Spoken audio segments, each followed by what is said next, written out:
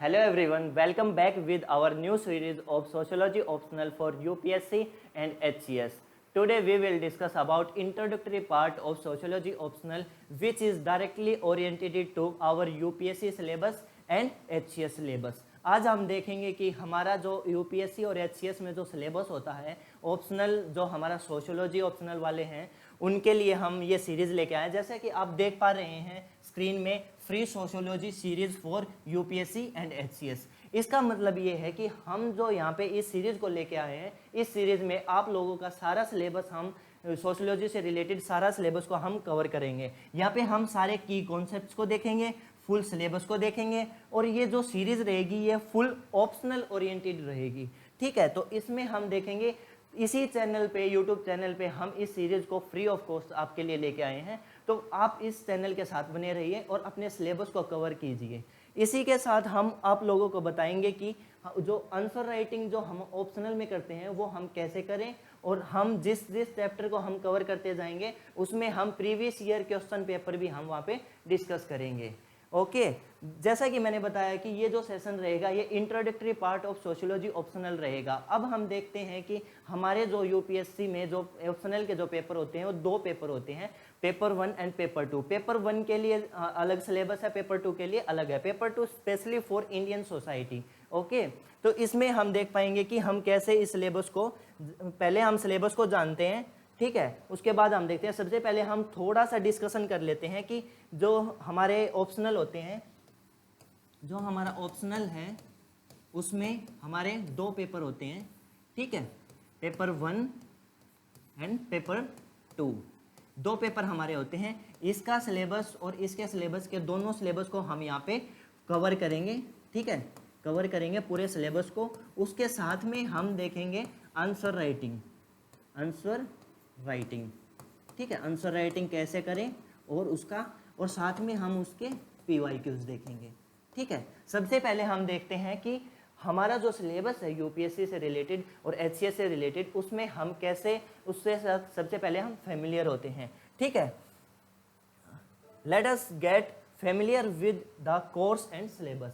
Course और syllabus के साथ मैं आप लोगों को बताऊंगा कि इस कोर्स को हम कैसे कैसे परस्यू करेंगे आगे, ठीक है, और ये कैसे हम कौन कौन से सिलेबस को हम कवर कर पाएंगे।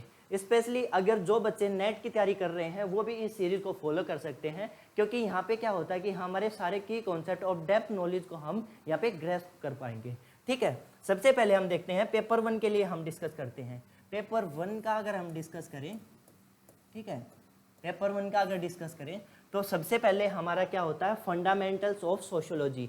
फंडामेंटल ऑफ सोशियोलॉजी में क्या होगा कि हमारे पास 10 चैप्टर्स होंगे, ठीक है, 10 चैप्टर्स होंगे। इसमें क्या क्या है, 10 चैप्टर्स जो हैं पेपर 1 में, ये 150 मार्क्स का पेपर 1 होता है। ठीक है, इसमें क्या है कि पार्ट 1 और पार्ट 2 में मैंने, जैसे पार्ट ए और पार्ट बी, दो पार्ट में मैंने डिवाइड कर रखा है। पार्ट ए में क्या होगा, 4 चैप्टर्स पार्ट ए में आएंगे और बाकी जो रिमेनिंग जो बच गए यहाँ पे 6 चैप्टर वो पार्ट बी में आएंगे। ठीक है, as such there is no classification yet we have done it, right. ये जैसे मैंने यहाँ पे कार्ल मार्क्स ने बताया कि हम आज अपने इंट्रोडक्टरी पार्ट को लेके चलेंगे और हम अपने सिलेबस के साथ फेमिलियर होंगे। ठीक है, आगे देखते हैं हम how we will cover the syllabus. हम अपने सिलेबस को कैसे कवर करेंगे वो हम देखते हैं कि हम सीरीज को जैसे चलाएंगे तो हम अपने चैप्टर्स को कैसे लेके आएंगे और कैसे कैसे इसके की कॉन्सेप्ट को हर और हमारे पूरे सिलेबस को हम कवर करेंगे। ठीक है, अब हम देखते हैं चैप्टर फर्स्ट। चैप्टर फर्स्ट की बात करें, सबसे पहले हम चैप्टर फर्स्ट को लेके आएंगे। ठीक है, चैप्टर फर्स्ट में देखेंगे एमरजेंस ऑफ सोशियोलॉजी। ठीक है, एमरजेंस ऑफ सोशियोलॉजी। सोशियोलॉजी जो सब्जेक्ट है उसका एमरजेंस कैसे हुआ, किस किस एस्पेक्ट पे उनका एमरजेंस हुआ और क्या रीज़न थे जिसमें हमें एक सोशियोलॉजी, एक नया सब्जेक्ट को लेके आने की ज़रूरत पड़ी, उसको लेके हम अच्छे से पढ़ेंगे। और क्या क्या कौन कौन से रिवॉल्यूशन रहे हैं जो कि सोशियोलॉजी को डायरेक्ट इम्पैक्ट करते हैं, जैसे कि scientific revolution, industrial revolutions, Renaissance and enlightenment. ये सारी चीज़ें जो हैं, ये सारे जो मूवमेंट हुए हैं, ये सारे जो यहाँ पे रिवॉल्यूशन हुए हैं, ये directly related to our sociology subject. Okay, इसमें हम देख पाएंगे कि हमारी जो एंशियंट सोसाइटी थी उसमें हमने कैसे इन सारे रिवॉल्यूशन से लेके हमारे पास एक सोशियोलॉजी, एक नया सब्जेक्ट उभर के आता है। इसमें हम फर्स्ट चैप्टर में देखेंगे emergency of sociology. Right, clear. 3 सब यूनिट्स, जो चैप्टर फर्स्ट है उसमें हम 3 यूनिट में हमने डिवाइड कर दिया। 3 सब यूनिट होंगी, first, second and third. First unit में हम देखेंगे modernity and social changes in Europe and emergence of sociology. ठीक है, इसमें हम देखेंगे कि मॉडर्निटी कैसे एमर्ज हो रही है हमारी सोसाइटी में। ठीक है, जो हमारी यूरोपियन सोसाइटी है उसमें जो मॉडर्निटी है वो कैसे एमर्ज हो रही है। ठीक है, अब सोशल चेंज भी देखेंगे, क्योंकि क्या है कि जब फ्यूडलिक सोसाइटी से जब हम मॉडर्निटी की तरफ जाते हैं तो वहाँ कहीं ना कहीं हमें सोशल चेंज देखने को मिलेंगे जो कि यूरोप में हुए थे। और उसके बाद हम बात करेंगे इमरजेंस ऑफ सोशियोलॉजी की। राइट, सेकंड यूनिट की अगर हम बात करें, scope of sociology and comparison with other social sciences. इसमें क्या है कि हम देखेंगे स्कोप ऑफ सोशियोलॉजी क्या क्या है और उसका अगर हम अदर सोशियोलॉजी जो अदर सोशल साइंसेज के साथ हम रिलेट करते हैं तो उनका रिलेशनशिप कैसा होता है। जैसे कि अगर हम बात करें relationship between sociology and history, relationship between sociology and political science, relationship between sociology and economics, relationship between sociology and psychology. ठीक है, और हाँ एक और इसमें आएगा जिसमें हम थर्ड यूनिट में लेके आएंगे relationship between sociology and common sense. Common sense और सोशियोलॉजी एक डिफरेंट एस्पेक्ट है, तो इसमें हम देखेंगे कि इन दोनों का जो रिलेशन है वो कैसा रिलेशन है और इसमें हम देखेंगे कि ये दोनों कैसे कैसे डिफर कर रहे हैं और कैसे कैसे मैच कर रहे हैं। राइट, आगे चलते हैं। चैप्टर फर्स्ट में हम ये 3 यूनिट सब यूनिट देखेंगे, फिर हम करेंगे चैप्टर 4। ठीक है, चैप्टर फर्स्ट के बाद हम चैप्टर 4 करेंगे। अब आप लोग सोच रहे होंगे कि चैप्टर फर्स्ट के बाद तो चैप्टर सेकंड आता है, लेकिन हमने चैप्टर 4 किया है, इसका भी लॉजिक है। इसका लॉजिक के पीछे मैं आप लोगों को समझाता हूं। जैसे चैप्टर 4 की अगर हम बात कर रहे हैं तो इसमें सोशियोलॉजिकल थिंकर्स की बात करेंगे हम। सबसे मेजर पोर्शन रहता है सोशियोलॉजिकल थिंकर्स का, जो कि हमारे मेंस के पर्सपेक्टिव से देखा जाए तो ऑप्शनल में सबसे ज़्यादा मार्जिन हमारे सोशियोलॉजिकल थिंकर्स का रहेगा। ठीक है, और जितने भी थिंकर्स रहेंगे वे थिंकर्स अपने आप में एक यूनिट होंगे, एक पूरा चैप्टर होंगे, उसके बेसिस पे हम अपना सेशन को हेल्ड करेंगे। Okay, right, thinkers is chapter, जैसे कि मैंने अभी बताया। इसमें हम देखते हैं देयर आर 6 थिंकर्स एक्सप्लिसिटली। अगर वैसे देखा जाए कि यूपीएससी के सिलेबस को अगर हम अच्छे से देख पाएंगे तो उसमें क्या करेंगे कि हम देख पाएंगे 6 thinkers explicitly mentioned in syllabus. हमें 6 थिंकर का उसमें जिक्र किया गया है, 6 थिंकर्स के बारे में, लेकिन हम यहाँ पे क्या करेंगे, but we will do 9 to get that. हम 9 थिंकर्स को हम एक्सप्लिसिटली इम्प्लिसिटली दोनों तरीके से हम उसको अच्छे से कवर करेंगे हमारे चैप्टर 4 में। ठीक है, चैप्टर 4 में हमने देख लिया। अब हम देखते हैं अर्ली सोशियोलॉजिकल थिंकर। जो हम चैप्टर 4 की बात कर रहे थे, सोशियोलॉजिकल थिंकर्स की बात कर रहे थे, उसमें क्या हुआ कि हम अर्ली सोशियोलॉजिकल थिंकर्स देखते हैं। सबसे पहले जैसे कि अगस्त कोम्टे। ठीक है, अगस्त कोम्टे की अगर हम बात करें, इन्होंने ये हमारे अगस्त कोम्टे रहे हैं जो कि फादर ऑफ सोशियोलॉजी माने जाने वाले इंसान है। ठीक है, और इन्होंने क्या किया था, इन्होंने पॉजिटिविज्म का, ठीक है, और ये सारे कॉन्सेप्ट इन्होंने दिए थे, तो इसके बारे में हम ब्रीफली डिस्कस करेंगे। ठीक है, फिर करते हैं हम हर्बर्ट स्पेंसर की बात, जिन्होंने इवोल्यूशन के बारे में एक बात की थी। ठीक है, ये हमारे हर्बर्ट स्पेंसर हैं। आगे हम देखते हैं अर्ली सोशियोलॉजिकल थिंकर्स के बारे में। तो थिंकर्स फर्स्ट के बारे में देखते हैं। जो मैंने बताया था वहाँ पे वे जो एडिशनल जो थिंकर्स थे, जैसे अगस्त कोम्टे और हर्बर्ट स्पेंसर, ये 2 हम लेके आए हैं, तो वो उसमें थे। लेकिन चैप्टर फर्स्ट की अगर बात करें, नहीं सॉरी, चैप्टर 4 में थिंकर 1 की बात करें तो सबसे पहले आते हैं एमेल डर्कहाइम। ठीक है, एमेल डर्कहाइम ने एक कॉन्सेप्ट दिया था सोशल फैक्ट, और सुसाइड के ऊपर इन्होंने एक थ्योरी दी थी। ठीक है, थ्योरी ऑफ सुसाइड, जिसमें इन्होंने 4 तरह की 4 टाइप्स ऑफ सुसाइड इन्होंने डिस्कस की थी, जो कि हमारी डायरेक्टली सोसाइटी से रिलेट होती हैं। जैसे कि उस टाइम पे क्या होता है कि हमारी जो एंशियंट सोसाइटी होती है, यूरोपियन जो सोसाइटी होती है, फ्यूडल सोसाइटी जो होती है, उसमें क्या होता है कि हमें जो सोसाइटी के रेट्स जो होते हैं उनके बेसिस पे बात किया जाए तो साइकोलॉजी जो सब्जेक्ट था वो वहाँ पे बहुत ज़्यादा एमर्ज हो चुका था। और उन्होंने क्या किया था कि वहाँ पे साइकोलॉजिकल फैक्ट बताने लगे थे कि हम जो कॉमन आदमी, जो आम आदमी जो सुसाइड करते हैं वो साइकोलॉजिकल फैक्टर से करते हैं। लेकिन यहाँ पे एमएल डर्कहाइम साहब ने कहा कि हम यहाँ पे सोशोलॉजिकल इम्पैक्ट भी देखने को मिलते हैं और उन्हीं की वजह से यहाँ पे सोसाइटी में सुसाइड करते हैं। ठीक है, तो उन्होंने ये थ्योरी दी थी, इसको हम अच्छे से देखेंगे, ब्रीफली देखेंगे थिंकर 1 एमएल डर्कहाइम में। ठीक है, फिर इन्होंने सबसे पहले डिवीजन ऑफ लेबर की बात की थी। डिवीजन ऑफ लेबर की बात यहाँ पे एमएल डर्कहाइम ने की थी, लेकिन इससे पहले सबसे पहले एडम स्मिथ जो इकोनॉमिस्ट रहे हैं उन्होंने डिवीजन ऑफ लेबर की बात की थी। ठीक है, फिर हम देखते हैं religion and society. Religion and society का भी इन्होंने बहुत ही अच्छा कॉन्सेप्ट दिया था, इसके बारे में भी हम डिस्कस करते हैं। ठीक है, टू मोर इम्प्लिसिट थिंकर्स, ये भी हम इसी सीरीज के अंदर कंप्लीट करेंगे। ठीक है, Malinowski and A.R. Radcliffe brown, ये दो स्ट्रक्चरल एंड फंक्शनल स्ट्रक्चरलिज्म के जो पार्ट रहे हैं, इन दोनों के बारे में भी हम अच्छे से देखेंगे। ठीक है, इन दोनों के ये जो भी मैं थिंकर्स की बात कर रहा हूँ, थिंकर्स के लिए हम सबके लिए अलग अलग सेपरेट वीडियोस बनाएंगे। अगर ज़रूरत पड़ी तो हम हर थिंकर के कॉन्सेप्ट को अच्छे से समझ के हम इसी सीरीज के अंदर कवर करेंगे। ठीक है, आगे चलते हैं हम। आगे अगर हम बात करते हैं हमारे पास सेकंड थिंकर की, सेकंड थिंकर हमारे पास है टेलकोट पार्सन्स। ठीक है, टेलकोट पार्सन्स जो है, ये यहाँ पे देखो पार्सन्स है, जो पार्सन साहब हैं, इन्होंने क्या किया कि यहाँ पे जो टेलकोट पार्सन है उन्होंने फंक्शनलिज्म का एक अच्छा कॉन्सेप्ट दिया था। तो अगर यहाँ पे अगर बात करें तो ये एक मिस्टर लेडी नहीं, मिसेस लेडी या मिस लेडी कह सकते हो, या मिस्टर लेडी भी कह सकते हो, कोई दिक्कत नहीं है। Hello professor Parsons, can we just go out to have coffee. ये यहाँ पे पार्सन्स को बोलती है कि हेलो प्रोफेसर्स, हम ये चाय के लिए कॉफ़ी के लिए इनवाइट करती है। लेकिन यहाँ पे हमारे जो पार्सन्स है ये सख्त लोंडों में से एक है। तो ये यहाँ पे क्या करते हैं, ये अपने फंक्शनल जो व्यू है ना उनको यहाँ पे रिप्रेजेंट करते हैं और कहते हैं कि सोसाइटी का जो फंक्शन है, सोसाइटी एक फंक्शनल तरीके से जो वर्क कर रही है उसके हिसाब से मैं आपका जो कॉफ़ी का जो ऑफर है उसको डिनाई करता हूँ। इसे कहते हैं सख्त, इसे कहते हैं सख्त। तो पार्सन साहब हमारे काफ़ी सख्त रहे थे क्योंकि ये फंक्शनलिस्ट थे।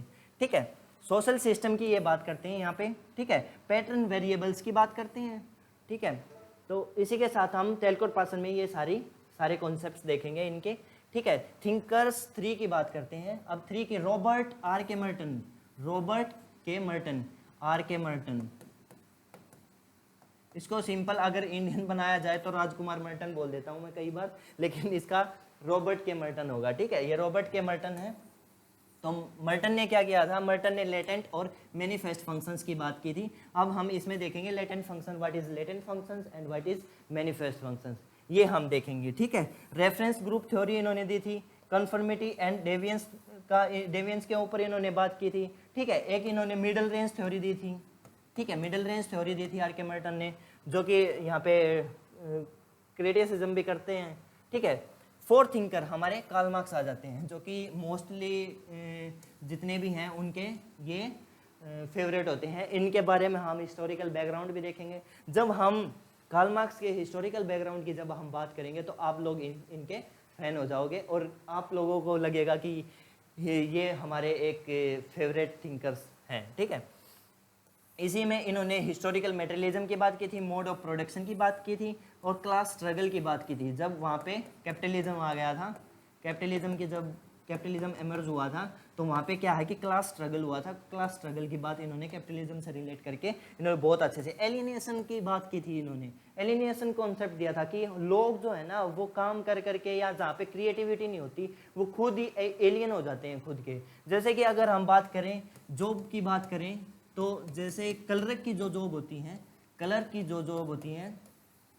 की जॉब में क्या होता है कि फाइल्स को देखना, फाइल्स को इधर उधर जो भी उनका काम होता है वो सारी चीज़ें, तो उसमें क्या होता है जो कलर की जो जॉब होती है उसमें कहीं ना कहीं क्रिएटिविटी कम हो रही है। वहाँ पे क्रिएटिविटी देखा जाए तो बहुत ही मिनिमल है। ठीक है। तो यहाँ पे कार्ल मार्क्स क्या कहते हैं, अगर इसके एग्जाम्पल से लेके चले तो कलरक की जो जॉब में है क्रिएटिविटी खत्म हो जाती है, और कलरक की जॉब करते करते जो ये कलरक है, जो भी ये आदमी है, ये क्या होता है, खुद से एलियन हो जाता है, ये खुश नहीं रह पाता। ये सारी चीज़ें इसमें हम एलियनेशन का जो कॉन्सेप्ट है उसमें देखेंगे।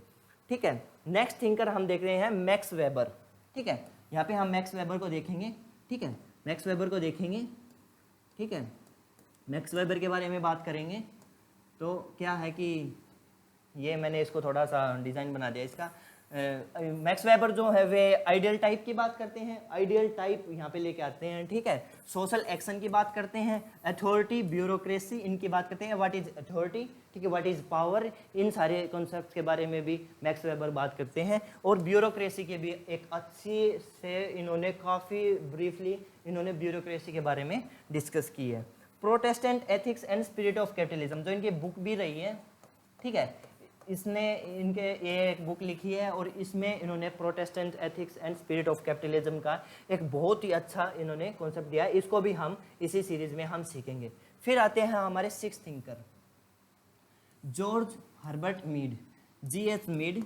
ठीक है, तो जीएच मीड का क्या है कि अगर हम जीएच मीड को इसका जो हमारा यूपीएससी का जो सिलेबस है उससे रिलेटेड देखा जाए तो कभी कभी कुछ साल में एक क्वेश्चंस हमारे जीएच मिड में आ जाते हैं, लेकिन मोस्टली इसमें जीएच मिड में हम देखते हैं कि क्वेश्चंस नहीं मिलते। लेकिन इस सीरीज में हम जीएच मिड को भी नहीं छोड़ सकते, क्योंकि क्या पता हमारा लक हो और हम ये करके जाएं और हमारे ऑप्शनल में, हमारे मेंस में हमें जीएच मिड से क्वेश्चंस मिल जाएं। ठीक है, जीएच मिड यहाँ पे सेल्फ एंड आइडेंटिटी की बात करते हैं, आई, माई, मी की भी बात करते हैं यहाँ पे। अब हम देखते हैं इसी के अंदर इस कॉन्सेप्ट को भी हम अच्छे से देखेंगे। ठीक है, सिक्स थिंकर का हमने यहाँ पे डिस्कस कर लिया। ठीक है, अब हम बात करते हैं, हमने फर्स्ट चैप्टर और second chapter, sorry fourth chapter को हमने देख लिया। फोर्थ चैप्टर में सोशियोलॉजिकल थिंकर है और फर्स्ट चैप्टर में इमरजेंस ऑफ सोशियोलॉजी है। अब हम बात करेंगे फिफ्थ चैप्टर की। ठीक है, फिफ्थ चैप्टर की बात करेंगे जिसमें आ गया stratification and mobility. Stratification and mobility, what is stratification. ठीक है, सत्तरीकरण क्या है, जैसे कि हमारी जो अर्थ है उसको क्या है बहुत सारी लेयर में बांटा गया है, बहुत सारी लेयर्स मिलती है हमारी जो अर्थ है। वैसे ही सोसाइटी में क्या होता है कि सोसाइटी को भी स्ट्रेटिफाइड किया हुआ है बहुत सारे क्लासेस में, बहुत सारे कास्ट में, बहुत सारे सोशल एस्पेक्ट्स में। ठीक है, इसी तरीके से मोबिलिटी होती है, एक मोबिलिटी होती है हॉरिजॉन्टल, एक होती है वर्टिकल। दो तरह की यहाँ पे मोबिलिटी होती है। तो वो हम देखेंगे कि कैसे कैसे वो मोबिलिटी इमर्ज करती है और कैसे कैसे इन्होंने जो स्ट्रेटिफिकेशन और मोबिलिटी की बात की है। ठीक है, थ्योरीज ऑफ सोशल स्ट्रेटिफिकेशन देखेंगे हम। इसमें तीन थ्योरीज हैं। कॉन्सेप्ट इक्वेलिटी देखेंगे, inequality, what is equality, what is inequality, what is hierarchy and exclusion, poverty and deprivation. ये सारे कॉन्सेप्ट, ये जो की कॉन्सेप्ट हैं, ये हम इसी स्ट्रेटिफिकेशन एंड मोबिलिटी चैप्टर में देखेंगे, चैप्टर 5 में। ठीक है, डायमेंशंस देखेंगे, class, status, group, gender, ethnicity and race. ये जितने भी हैं ये हम सोशल स्ट्रेटिफिकेशन एंड मोबिलिटी के इसके कॉन्सेप्ट के अंडर में देखेंगे। ठीक है, अब हम social mobility and it's type, social mobility है इसके टाइप्स देखेंगे, जैसे हॉरिजॉन्टल मोबिलिटी है और वर्टिकल मोबिलिटी है। इसके टाइप्स भी हम इसी सीरीज में डिस्कस करेंगे। Okay, clear. यहाँ तक आप लोगों को मैंने बताया कि सिलेबस को हम कैसे कैसे आगे बढ़ाएंगे। ठीक है, अब हम डिस्कस करेंगे चैप्टर 7 की। ठीक है, politics and society. Politics and society के रिलेशनशिप को देखेंगे हम। पॉलिटिक्स एंड सोसाइटी, पॉलिटिक्स जो है वो सोसाइटी में कैसे इन्फ्लुएंस करती है।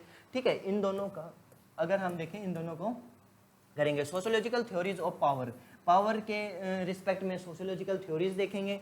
ठीक है, पावर, एलिट, ब्यूरोक्रेसी, जो ब्यूरोक्रेसी की बात जिसमें इन्होंने भी की थी। ठीक है, जो हमारे थिंकर्स ने की थी। प्रेशर ग्रुप को देखेंगे, पॉलिटिकल पार्टीज को देखेंगे, what is pressure group, what is political parties. ठीक है, नेशन, स्टेट, स्टेट को देखेंगे, नेशन क्या होता है, स्टेट क्या होता है, citizenship, democracy, civil society and ideologies. Protest, what is protest, agitations, social movement, social movement में जैसे ओबीसीज मूवमेंट, वुमेन मूवमेंट, ठीक है, SC/STs मूवमेंट, ये सारे फार्मर मूवमेंट, ये सारे मूवमेंट जो है ना, ये सारे सोशल मूवमेंट है। ठीक है, सोशल मूवमेंट है। तो इनको हम अपने चैप्टर 7 में देखेंगे, पॉलिटिक्स एंड सोसाइटी में। ठीक है, रिवॉल्यूशन देखेंगे, कलेक्टिव एक्शन जो थे वो देखेंगे। अब हम बात कर देंगे चैप्टर 8 की, उसके बाद हम चैप्टर 8 को लेके चलेंगे। उसमें क्या आएगा, religion and society. Religion and society की हम यहाँ पे बात करेंगे, ठीक है, कि सोसाइटी में रिलीजन कैसे इमर्ज हुआ और सोसाइटी के लिए रिलीजन का क्या क्या इम्पोर्टेंस है, सोसाइटी के लिए रिलीजन कैसे काम करता है, और हम जो सोसाइटी में जो हम रहते हैं, हम जिस तरीके से सोशलाइज हुए हैं, तो हमारी प्रोसेस ऑफ सोशलाइजेशन में कैसे रिलीजन काम करता है, ठीक है, ये हम देखेंगे। जैसे कि पूरे वर्ल्ड की अगर बात करें तो हम यहाँ पे पूरे वर्ल्ड में अलग अलग तरह के रिलीजन होते हैं। There are 8 major religion in the world. और अगर देखा जाए तो वे जो सारे 8 रिलीजन है वो हमारे इंडिया में भी हमें देखने को मिलेंगे। Okay, right. Theories of religion, theories of religion देखेंगे हम सोसाइटी के पर्सपेक्टिव से। टाइप ऑफ रिलीजियस प्रैक्टिसेस, अलग अलग रिलीजन की अलग अलग प्रैक्टिसेस होती हैं, वो हम देखेंगे कि सोसाइटी में जो हमारी रिलीजियस प्रैक्टिसेस होती हैं वो कैसे कैसे इमर्ज हुई हैं और उनका इम्पैक्ट सोसाइटी में डायरेक्टली क्या क्या होता है। Okay, right. Religion in modern society, religion in modern society, जो मॉडर्न सोसाइटी है जो हमारी इमर्ज हो रखी है, उसमें जो रिलीजन है वो क्या है, उसमें कैसे काम करती हैं, ये सारी चीज़ें देखेंगे। Religion and society, secularisation and revivalism, जो भी है ये, फंडामेंटलिज्म, ठीक है, रिवाइवलिज्म, ये कॉन्सेप्ट हम इसी चैप्टर्स में हम सीखेंगे। रिलीजन एंड सोसाइटी में हम इसको देखेंगे, ठीक है। आगे चलते हैं, हम आगे देखें तो फिर हम उसके बाद स्टार्ट करेंगे चैप्टर 9th, ठीक है। चैप्टर 9th का देखेंगे तो सिस्टम ऑफ किनशिप, ठीक है, सिस्टम ऑफ किनशिप का देखेंगे। सिस्टम ऑफ किनशिप में क्या आ गया, फैमिली आ गया, हाउस होल्ड आ गया, मैरिज आ गया। अब क्या होता है, फैमिली की हम बात करते हैं कि हमारी फैमिली या उनकी फैमिली या XYZ की किसी की भी फैमिली, इसमें हम सीखेंगे what is family, what is the type of family, और what is the changes in between the family. जैसे कि joint family is converted into nuclear family, ये हम कॉन्सेप्ट इसमें फैमिली में देखेंगे। हाउस होल्ड में देखेंगे what is household, how we consider that is household, ठीक है, हाउस होल्ड को कैसे कंसिडर करेंगे। मैरिज देखेंगे, what is marriage, what is intercaste marriage, ठीक है, type of marriage, intercaste marriage, love marriage, court marriage, and बहुत सारी मैरिज है जो कि लेविरेट, सोरेट और अलग अलग तरह की मैरिजेज होती हैं, जिसमें एक आदमी जो है बहुत सारी लेडीज से कर सकता है, एक लेडी बहुत सारे आदमियों से कर सकती है। इसके हम देखेंगे कि वो किस किस टाइप में आएंगे, वो हम आने वाली इन डेप्थ सीरीज में हम अच्छे से देखेंगे। अभी अगर मैं यहाँ पे आपको मैरिज का कॉन्सेप्ट समझाने लगा तो हमारा जो इंट्रोडक्टरी पार्ट है वो कहीं ना कहीं स्किप हो जाएगा और हम मैरिज के कॉन्सेप्ट को लेकर चलेंगे। तो आगे हम चलते हैं, इसी के साथ हम देखेंगे types and form of family, type देखेंगे और फॉर्म्स ऑफ फैमिली देखेंगे। लिनिएज एंड डिसेंट्स देखेंगे। Patriarchy and sexual division of labour की बात करेंगे। जैसा कि मैंने अभी बताया था कि डिवीजन ऑफ लेबर के बारे में बात करते हैं यहाँ पे एमेल डर्कहाइम, उससे पहले एडम स्मिथ करते थे, एमेल डर्कहाइम यहाँ पर डिवाइड करते हैं। लेकिन यहाँ पे क्या है, यहाँ पे हम डिस्कस करेंगे सेक्सुअल डिवीजन ऑफ लेबर, ठीक है। और क्या हुआ, contemporary trends of family and marriage. जैसे मैंने बताया कि फैमिली के कंटेम्प्रेरी जो टाइप्स हैं, जो ट्रेंड्स हैं, वो क्या क्या है। जैसे कि न्यूक्लियर फैमिली हो रही है, ठीक है, वन पेरेंट फैमिली, और ये सारी फैमिली हमारी कंटेम्प्रेरी वर्ल्ड में हम देखने को मिलेंगी। और हम देखेंगे कि मैरिजेज के भी क्या क्या कंटेम्प्रेरी ट्रेंड्स हैं, ठीक है। फिर हम आगे चलेंगे तो हम चैप्टर 6 को करेंगे। फिर उसमें क्या होगा, social change in modern society. अगर मॉडर्न सोसाइटी है तो उसमें चेंजेस तो आएंगे। Feudal society to modern society, जब हम कोई भी इवोल्यूशन कर रहे हैं किसी भी ट्रांजिशन फेज में, तो ट्रांजिशन फेज का एक मेन पर्पज होता है कि वहाँ पे सोशल चेंज देखने को मिलेंगे। जैसे कि बात करते हैं इवोल्यूशन की, पहले हम यहाँ पे थे, फिर हम यहाँ पे आए, फिर यहाँ, फिर यहाँ, फिर यहाँ, और अभी हम यहाँ पे हैं, ठीक है। तो ये क्या हुआ, यहाँ पे जो इवोल्यूशन हो रहा है, यहाँ पे जो चेंजेस हो रहे हैं, ठीक है, यहाँ पे चेंजेस हो रहे हैं, तो इस चेंजेस की हम यहाँ पे बात करेंगे। और भी बहुत सारे चेंजेस हम सोसाइटी में देखने को मिलेंगे with respect to religion, marriage and family. और भी बहुत सारे सोशल एस्पेक्ट हैं, उनको देखते हुए हम अपने सोशल चेंज को डिस्कस करेंगे और थ्योरी ऑफ सोशल चेंज को भी डिस्कस करेंगे। डेवलपमेंट एंड डिपेंडेंसी के ऊपर भी, डिपेंडेंसी जैसे सोसाइटी में डिपेंडेंसी होती है, जजमानी सिस्टम जो था हमारा वो डिपेंडेंसी लेवल पे था, ठीक है। एजेंट्स ऑफ सोशल चेंज जो हुए थे मॉडर्न सोसाइटी में, जो सोशल चेंज है उनके क्या क्या एजेंट हैं, क्या क्या एजेंट्स हैं जो कि जिसकी वजह से हम ट्रांजिशन फेज में आके हम मॉडर्न सोसाइटी में कन्वर्ट हुए, और उसी के साथ हम देखेंगे कि हमारे एजेंट्स क्या हैं। फिर हम डिस्कस करेंगे एजुकेशन एंड सोशल चेंज, इन दोनों को देखेंगे कि एजुकेशन ने जो इन्फ्लुएंस लेके आए हैं या एजुकेशन का जो हमारा मोटिव रहा है, तो एजुकेशन ने हमारी सोसाइटी में क्या क्या सोशल चेंज लेके आए हैं, तो इस बारे में भी हम बात करेंगे, इस बारे में भी हम अच्छे से डिस्कस करेंगे। Science and technology and social changes, जैसे हम देखें कि पहले क्या होता था कि हमारे एनिमेटरी इन एनिमेट सोर्सेज जो हैं उनके ऊपर काम होते थे, जैसे कि एनिमेट और इन एनिमेट की बात करें तो साइंस एंड टेक्नोलॉजी ने क्या किया, इंजन लेके आ गए, बहुत सारी टेक्नोलॉजी लेके आ गए, जैसे कि कंप्यूटर्स, जैसे अभी मैं आपसे इंटरेक्शन कर रहा हूँ थ्रू कैमरा, ठीक है, ये सारी चीज़ें हमें क्या हुआ, तो ये कहीं ना कहीं सोशल चेंज हमारे बीच में लेके आए हैं। जैसे कि बात करें फोन्स, ठीक है, फोन्स ने जो हमारे रिलेशनशिप है उनको इनफॉर्मल कर दिया, फोन्स के थ्रू हम जो यूज करते हैं सोशल मीडिया, ठीक है, तो सोशल मीडिया ने भी कहीं ना कहीं इन्फ्लुएंस लेके आए हैं, ठीक है। इसी के साथ हम चैप्टर 10 को हम कंप्लीट कर लेंगे, फिर करते हैं हम चैप्टर 2 से शुरुआत। जैसे कि हमने चैप्टर 1 के बाद चैप्टर 4 को लेके आए थे, अब हम बात करेंगे चैप्टर 2 की, ठीक है। इसमें sociology as science, sociology as science की बात करेंगे, science scientific method and its critic, ठीक है। Major theoretical strengths of research methodology, research methodology की भी इसमें हम इस चैप्टर 2 में बात करेंगे, ठीक है। पॉजिटिविज्म एंड क्रिटिक को भी हम यहाँ पे डिस्कस, इट्स क्रिटिक्स को भी हम यहाँ पे डिस्कस करेंगे। Fact value, what is fact, what is value, what is objective, ठीक है, ये सारे कॉन्सेप्ट हम इस सेकंड चैप्टर में देखेंगे। नॉन पॉजिटिविस्ट मेथोडोलॉजी भी हम इसमें डिस्कस करेंगे, ठीक है। इसमें क्या होगा कि इस सोशियोलॉजी एंड साइंस में हमारे जो थिंकर्स हैं, इससे पहले हम अपना जो चैप्टर 4 है सोशियोलॉजिकल थिंकर्स का कंप्लीट कर चुके होंगे, तो उसमें हम देखेंगे कि कैसे हम अपने थिंकर्स को इस सीरीज में या इस चैप्टर में हम कैसे इनबिल्ट कर सकते हैं, और तभी हमारा एक जो आंसर होगा, जो हम आंसर राइटिंग में सीखेंगे, वही हमारा रिफ्लेक्ट करेगा कि ये जो है, ये जो लिखा हुआ है, ये सोशियोलॉजिकल बैकग्राउंड वाले स्टूडेंट ने लिखा हुआ है। इसके बाद चैप्टर 3 की बात करेंगे, जो कि रिसर्च मेथड्स एंड एनालिसिस की बात होगी, बिल्कुल, ठीक है। इसमें रिसर्च मेथोडोलॉजी को हम डेप्थ में देखेंगे, जिसमें क्वालिटेटिव एंड क्वांटिटेटिव मेथड्स आएंगे, ठीक है। क्वालिटेटिव मेथड जो होते हैं वे सब्जेक्टिव होते हैं और ये होते हैं ऑब्जेक्टिव, ठीक है। इसमें देखेंगे टेक्निक्स ऑफ डाटा कलेक्शन आएंगे, जिसमें आ गए वेरिएबल्स, आ गए sampling, hypothesis, reliability and validity, what is reliability and what is validity and what is different between validity and reliability, ठीक है। ये हम इस 3rd चैप्टर में हम देखेंगे। इसी के साथ आगे चलेंगे, हम आगे चलते हुए हम 6th चैप्टर में क्या करेंगे, वर्क एंड इकोनॉमिक लाइफ देखेंगे, ठीक है। वर्क और इकोनॉमिक लाइफ के बारे में हम यहाँ पे समझेंगे कि कैसे कैसे इकोनॉमिक लाइफ और वर्क हमारी सोसाइटी में इमर्ज हुए हैं, ठीक है। Social organisation of work in different societies, formal and informal organisation of work. दो, जैसे कि वर्क का अगर हम देखें, ऑर्गेनाइजेशन ऑफ वर्क देखें, तो इनफॉर्मल और फॉर्मल दोनों तरह के होंगे। उसी के साथ हम इस कॉन्सेप्ट को यहाँ पे डिस्कस करेंगे। लेबर एंड सोसाइटी की भी हम यहाँ पे बात करेंगे चैप्टर 6 में। इसी के साथ आप देख पा रहे होंगे कि हमने जो चैप्टर 1 है उसका हमने टोटली डिस्कस कर लिया है कि कैसे कैसे हम अपने चैप्टर को परस्यू करेंगे, कैसे कैसे हम इस सीरीज को आगे बढ़ाएंगे, चैप्टर 1 से फिर 4th चैप्टर, और ऐसे ऐसे करके हम अपने सारे की कॉन्सेप्ट जो है, हमारे सारे चैप्टर्स जो यूनिट्स हैं, उनको हम अच्छे से देख पाएंगे। इसी के साथ हम अब देख रहे हैं कि चैप्टर 2 की बात करेंगे हम, ठीक है। चैप्टर 2 जो है वो टोटली इंडियन सोसाइटी के ऊपर है, और structure and change, Indian society का जो स्ट्रक्चर एंड चेंज है उसके बारे में चैप्टर 2 बात करेगा, ठीक है। चैप्टर 2 में क्या होता है, ये भी सेम पेपर 1 की तरह as per paper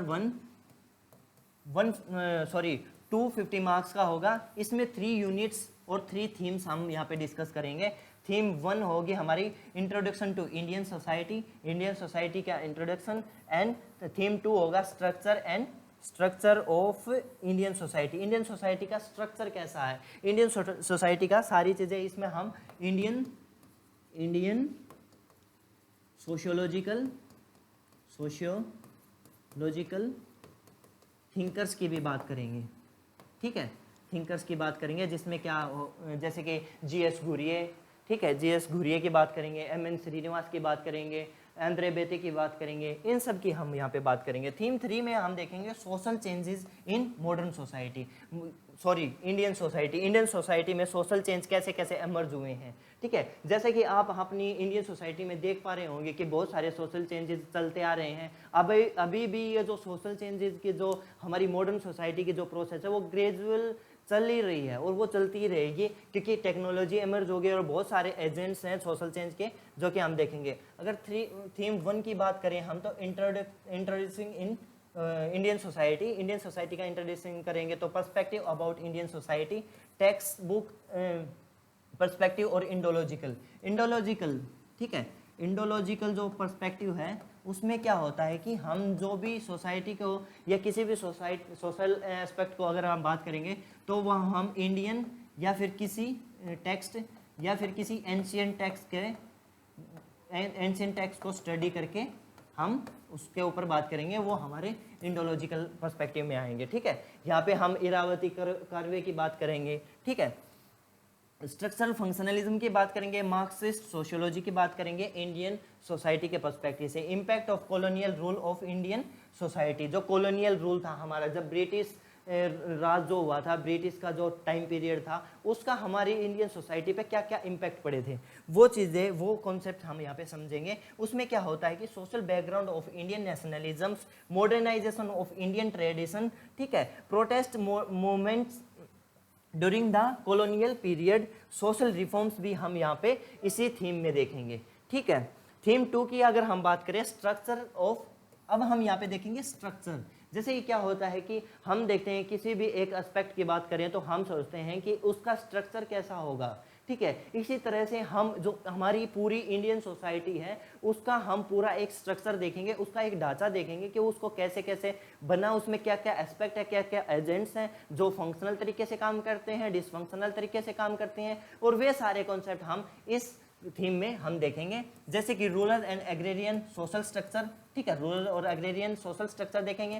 cast system, हमारे सोसाइटी जो हमारी इंडियन सोसाइटी है उसका caste system is the major aspect of our structure of Indian society, right. अब हम देखें extension of chapter 5 of paper 1 social stratification.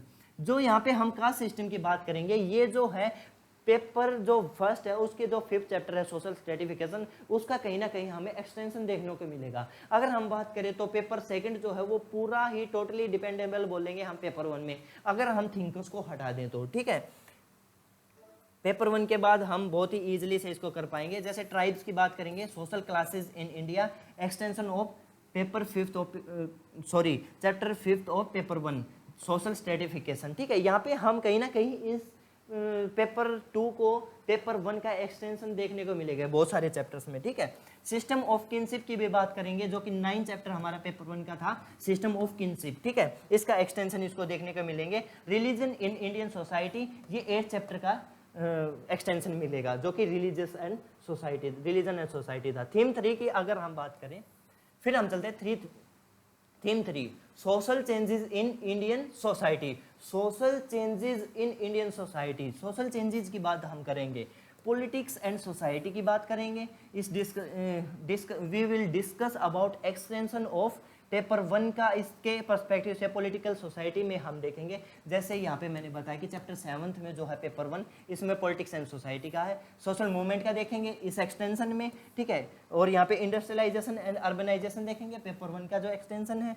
यहाँ पे पॉपुलेशन डायनेमिक्स देखेंगे, ठीक है, सेंसस का देखेंगे, पॉपुलेशन का जो डेंसिटी और ये सारी चीज़ें होती हैं, ये सारे concept. Vision of the social change in India, rural and agrarian transformation in India, challenges of social transformation, ये थीम 3 में हम कवर करेंगे, ठीक है।